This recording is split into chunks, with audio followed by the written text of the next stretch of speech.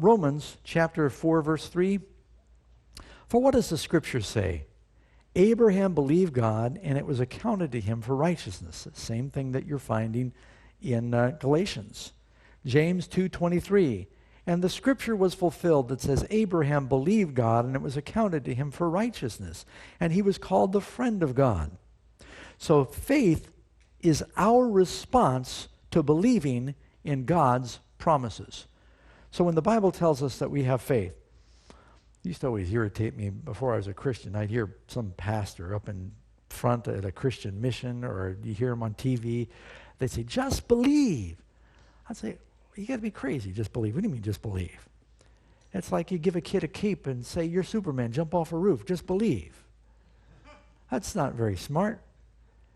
And so if you're going to jump like that, you need evidence. Does God supply evidence for our faith? He does.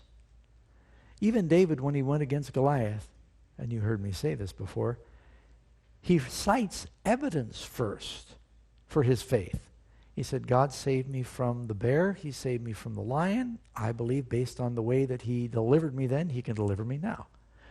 So when we see that God is faithful in keeping his promises, we have faith in the other areas of when we see that he's faithful in the prophecies, that they come true. We believe his word and we have faith in his word. So he's given us evidence on which to base our faith.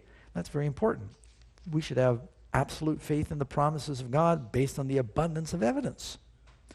Luke 6:46, Jesus said, why do you call me Lord, Lord, and do not the things I say? So when you've got that saving faith, is there a difference in the life? What's the response of being saved by faith? We trust God and we obey him. Whosoever believes in him will not perish but have everlasting life. What does it mean to believe in him? It means to live in him. You've heard me say that before. Go with me in the book of Daniel. Go to Daniel chapter 6. I want to show you something. You know the story of Daniel in the lion's den? Daniel chapter 6. After Daniel spends the night with the lions, and the king comes and takes away the stone, and they call to Daniel, and Daniel says, God has sent his angel and shut the lion's mouth. It says, so Daniel was taken up out of the den. No injury whatever was found on him, just like there was no singed smoke on Shadrach, Meshach, and Abednego when they came up out of the furnace. No injury whatever was found on him. Why?